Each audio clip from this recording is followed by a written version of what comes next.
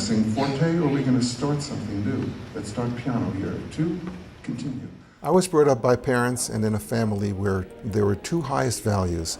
One was music, and the other was being Jewish. A Jewish chord if ever I heard one.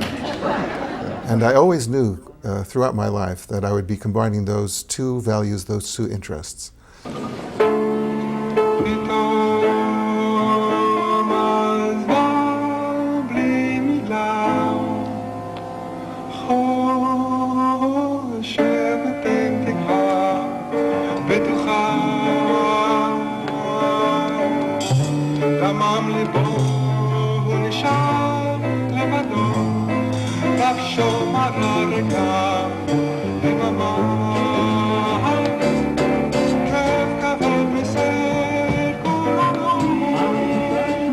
I was trained as a pianist, and I was a good sight reader, and I had sung in my father's choir in shul. My father was a conductor. Most people don't know that.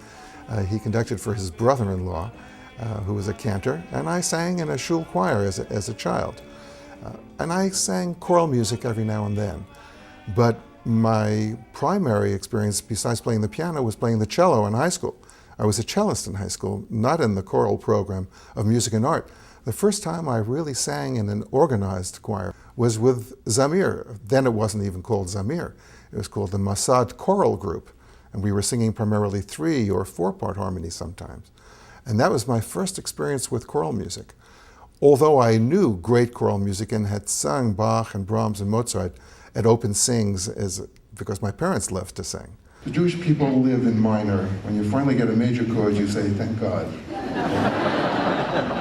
We're the Dorian people, minor 1, major 4, back to Gehenna, down to minor 1. I always was drawn to the experience of Jewish music and Western music.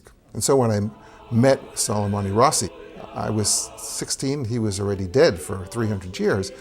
But the fact that someone could combine the meaning of the language of Western music to illuminate Jewish text, that was a real breakthrough in my life.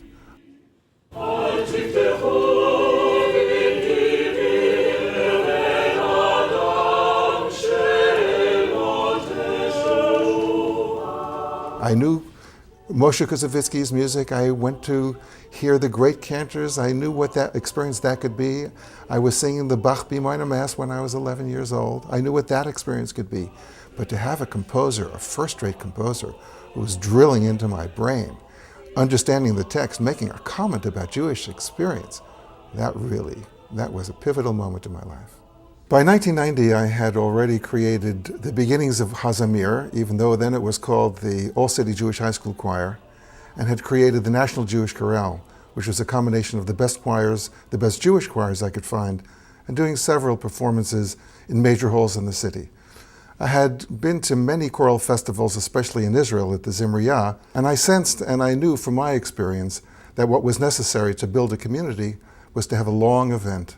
An event, 5 days, 4 nights, where singers, choirs, conductors, individuals could get together and really spend 5 days together.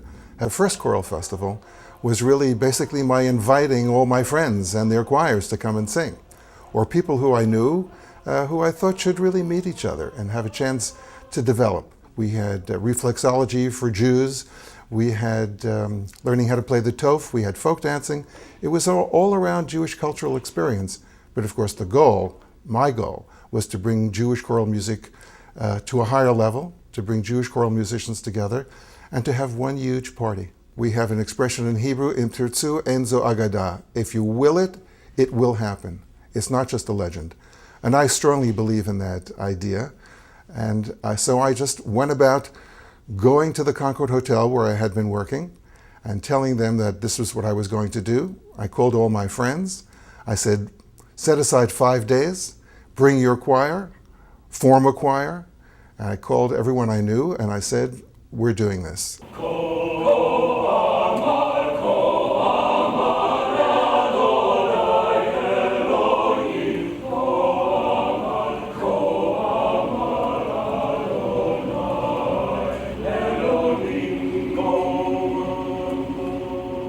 The experience of singing in a choir really resolves the tension of the individual in the group, especially if that's the goal. And if you sing in a choir, that is your goal, to achieve something greater than yourself.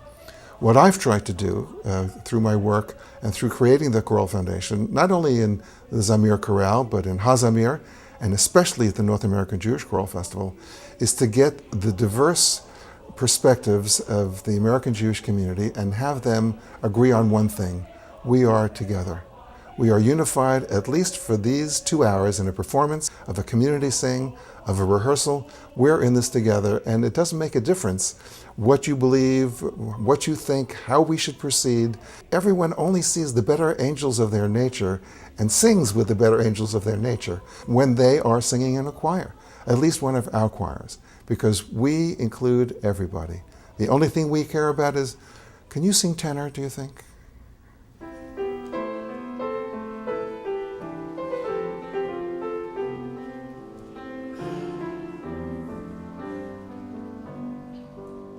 One of the most inspiring moments in the festival's history, and the moment that I'm most proud of, is when in 1996 Israel was celebrating Jerusalem 3000, celebrating the city of Jerusalem and its long history as the center of the Jewish people.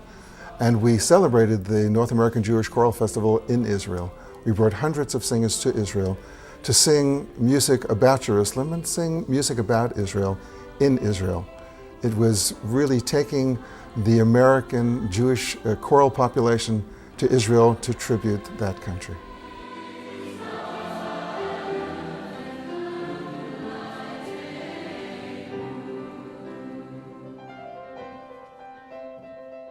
When people ask me, how do I enjoy the festival? I have a very simple answer for them. It's my favorite week of the entire year. I get a chance to see a lot of happy people. I know that my idea was what brought them to this place. I learned something. I watch other people learn something. It is a long-lost family reunion that happens every summer. And it's just a staggeringly beautiful thing to see. Unity in music with no downside. It's my favorite week.